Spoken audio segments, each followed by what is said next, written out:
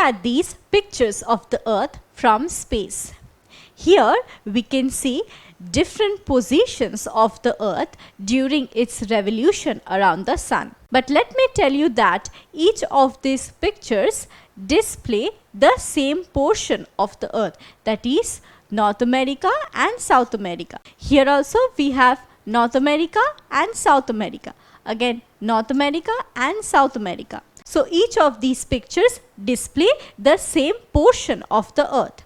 But if we look at them, then it seems that they are different. This is because the shade of light and darkness varies in each of these cases. For instance, in the case of first picture, the portion of North America is illuminated more than the portion of South America.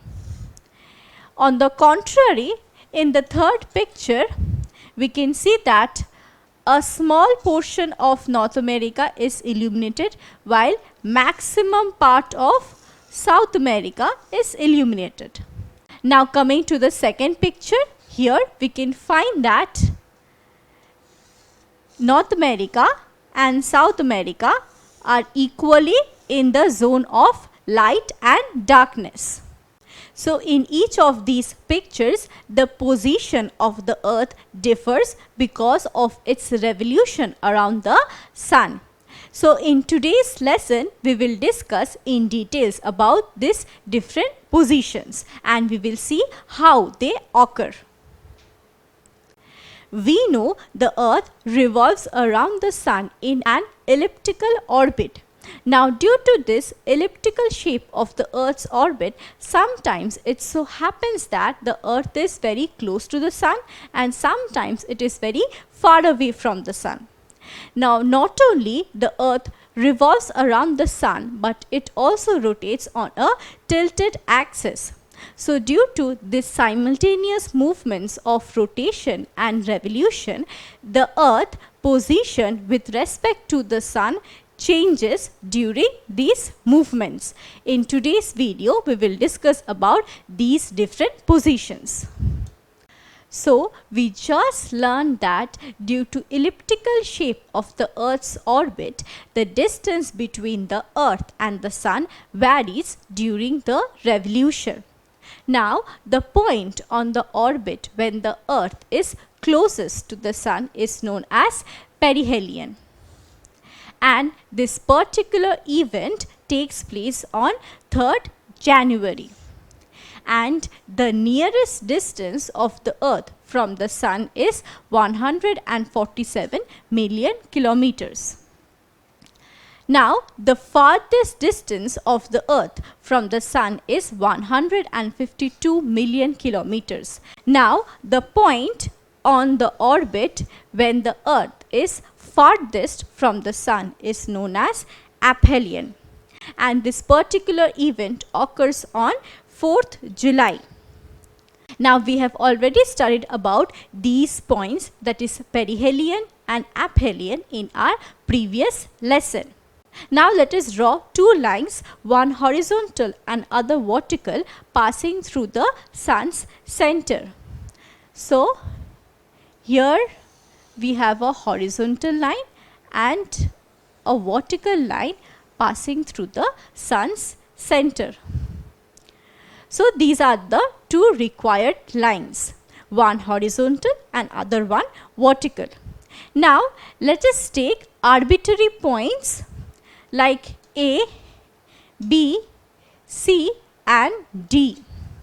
Now as we can see in the diagram, each of these points lie on the orbit where the horizontal and vertical line intersects the orbit. Now imagine that the Earth is at position A. We shall see the condition of the Earth at this position. So let's zoom into this picture. If we zoom into the picture, then the Earth will look something like this. That is, the northern hemisphere will be tilted towards the Sun and the southern hemisphere will be far away from the Sun. So this is the North Pole and this is the South Pole. Here we can see that the North Pole is tilted towards the Sun and South Pole is far away from the Sun. In this picture, we can also see that maximum part of Northern Hemisphere is illuminated. That is, maximum part of Northern Hemisphere receives sunlight, whereas a small portion of Southern Hemisphere receives the light from the Sun, and maximum part of Southern Hemisphere is in darkness. Now, the imaginary line that separates light from darkness is known as the circle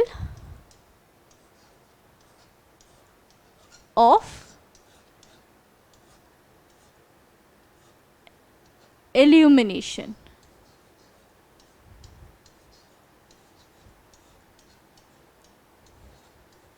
So this circle of illumination is a separation boundary between light and darkness. Now if you go by this picture, then you can find that the duration of daylight is more compared to the duration of night in Northern Hemisphere. Whereas in Southern Hemisphere, daylight varies for shorter duration, whereas night prevails for longer duration. Also, if you move to the north of the Arctic Circle, then you will find that the duration of daylight is for 24 hours. Again, if you move to the south of the Antarctic Circle, then you will find that the duration of night is for 24 hours. So according to this picture, we have longer days and shorter nights in Northern Hemisphere. So in Northern Hemisphere, we have summer.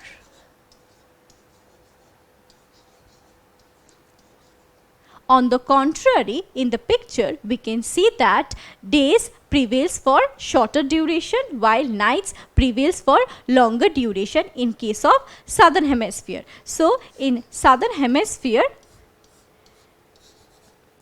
we have winter.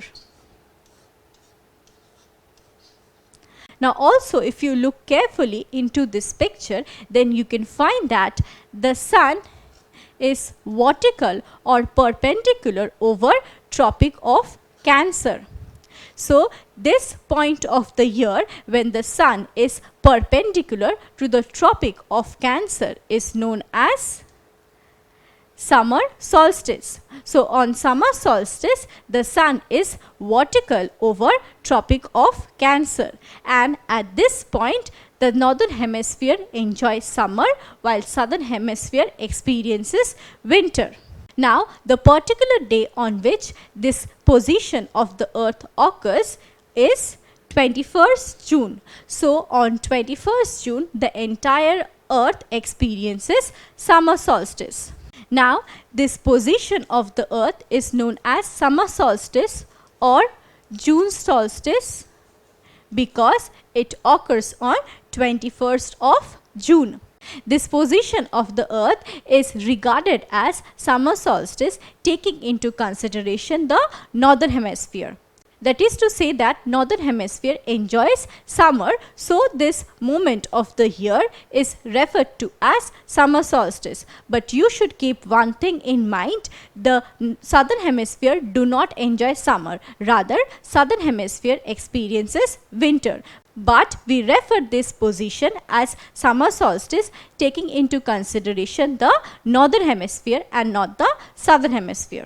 Now I also mentioned that during summer solstice, if you move to the north of the Arctic Circle, then daylight prevails for 24 hours. That is, you have 24 hours of daylight to the north of the Arctic Circle. Now due to this reason, a country lying to the north of the Arctic Circle is also referred to as the land of midnight sun. Can you name that country? Yes, Norway is called the land of midnight sun. This is because, as we can see in this map, the maximum part of Norway lie to the north of Arctic Circle. Now, as we just learned that when the sun is overhead the Tropic of Cancer, or when it is summer solstice, the portion of the earth lying to the north of the Arctic Circle enjoys 24 hours of daylight. That is, sun does not set even at night. Interesting, isn't it? But it really does happen, and therefore the country of Norway is known as the land of midnight sun. Now, before we proceed with our lesson, let us try to answer this question. Which country is known as the land of midnight sun? Is it India, Australia, Japan, or Norway? Yes, the correct answer is Norway. Norway is the country which is known as the land of midnight sun, because here the sun never sets and the country have 24 hours of daylight. So, as we just learned that at position A, the earth experiences summer solstice, and this particular event occurs on 21st of June. Now, suppose the earth's position changes and it moves to point C. So, now let us check the condition of the earth at point C. So, again, if we zoom into the picture at point C, then the earth will look something like this. At point C, the northern hemisphere or the North Pole will be far away from the sun, whereas the South Pole or the southern hemisphere will be tilted towards the sun. And here we can see that the sun rays are vertical over Tropic of Capricorn. Also, if you compare the two hemispheres, then you will find that maximum portion of southern hemisphere is in light zone. That is, maximum portion of southern hemisphere receives light from the sun, whereas a small portion of it is in darkness. Now, moving on to the northern hemisphere, you will find that a small portion of northern hemisphere receives light from the sun, whereas maximum portion of it is in darkness. Now, as I mentioned earlier, the boundary that separates light from darkness is known as the circle of illumination. Now, this boundary tells us that the duration of days are shorter in northern hemisphere, whereas night prevails for longer duration. Coming to the southern hemisphere, we can see that days prevails for longer duration, whereas night prevails for shorter duration. Considering these facts, we can infer that northern hemisphere experiences winter,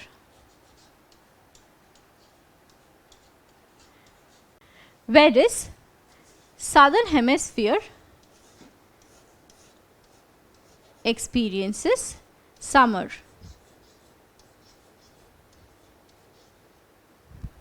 So, we can say that when the sun is overhead the Tropic of Capricorn, then southern hemisphere experiences summer, where days prevails for longer duration and nights prevails for shorter duration. Whereas at this point of the year, northern hemisphere experiences winter season and days prevails for shorter duration, whereas night prevails for longer duration. Now, do you know what is this position of the earth called? The position of the earth when the sun is overhead the Tropic of Capricorn is known as winter solstice. So, on winter solstice, the sun is directly overhead the Tropic of Capricorn. That is, the sun rays is perpendicular to the Tropic of Capricorn. Now, this particular event or this particular position of the earth occurs on 22nd December. Now, again, this position is regarded as winter solstice taking into consideration the northern hemisphere. That is, on 22nd December, the northern hemisphere experiences winter. So this position of the earth is referred to as winter solstice, and since it takes place on 22nd December, so it is also referred to as December solstice.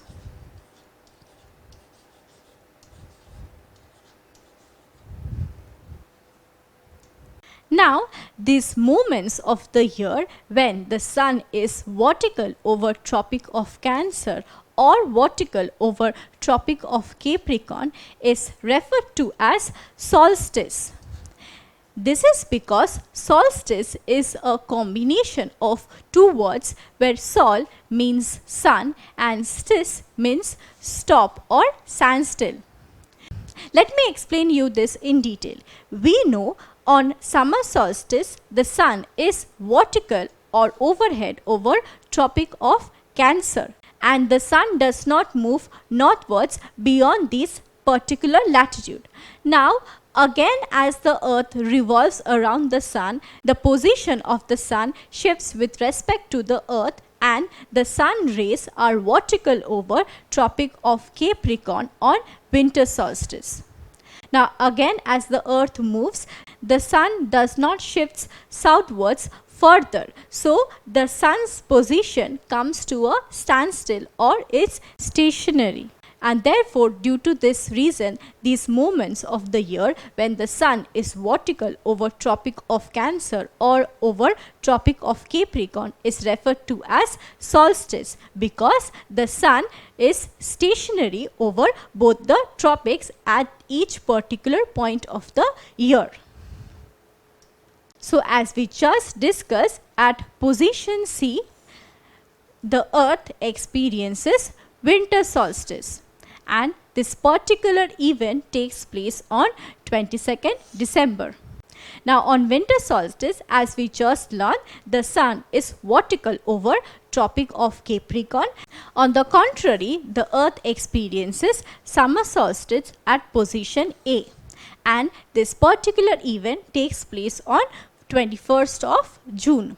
So this horizontal line that passes through the sun's center and connects A and C is known as line of solstice, because at position A the earth experiences summer solstice, and at position C the earth experiences winter solstice. In our next lesson, we will discuss what happens to the earth at position B and D. For now, let us compare between these two moments of the year, that is summer solstice and winter solstice. We know summer solstice occurs on 21st June, whereas winter solstice occurs on 22nd December. The next point of difference between summer solstice and winter solstice is that on summer solstice, the sun is vertical over the Tropic of Cancer, whereas on winter solstice, the sun is vertical over the Tropic of Capricorn. On summer solstice, it is summer in northern hemisphere and it is winter in southern hemisphere. But we regard this position of the earth as summer solstice by taking into consideration the northern hemisphere. Now coming to winter solstice, during winter solstice, it is summer in southern hemisphere and winter in northern hemisphere. And again, we refer this moment of the year as winter solstice by taking into consideration the northern hemisphere, which experiences winter when the sun is vertical over Tropic of Capricorn. On summer solstice, we enjoy 24 hours of daylight beyond the north of Arctic Circle, while there is 24 hours of darkness beyond the south of Antarctic Circle. On the contrary, on winter solstice, there is 24 hours of daylight beyond the south of Antarctic Circle, and there is 24 hours of darkness beyond the north of Arctic Circle. To understand this, you have to again go back to that picture where we saw that the duration of daylight is of 24 hours beyond the north of Arctic Circle during summer solstice, whereas there is full darkness or 24 hours of darkness beyond the south of Antarctic Circle on the same moment of the year. Whereas during winter solstice, the reverse is the case. So these are the point of differences between summer solstice and winter solstice. So in today's video, we discussed in details about solstice. We saw how solstices are formed, and we also understood the meaning of summer solstice and winter solstice. And finally, we made a comparison between these two solstices. In our next video, we will discuss about equinox. Don't forget to subscribe to our channel and hit the bell icon. You can also register for free at DeltaStep.com or download the DeltaStep app to learn one-to-one with our amazing teachers or to get access to our 5,000 amazing videos as per your school syllabus. Master each topic with our adaptive practice technology. Get million-plus questions with step-by-step solutions and unlimited mock tests. Get all your doubt resolved instantly. Learn via games and win amazing prizes like PlayStations and iPads. So at DeltaStep, learning is not just fun and easy, but it's rewarding too. So register for free now.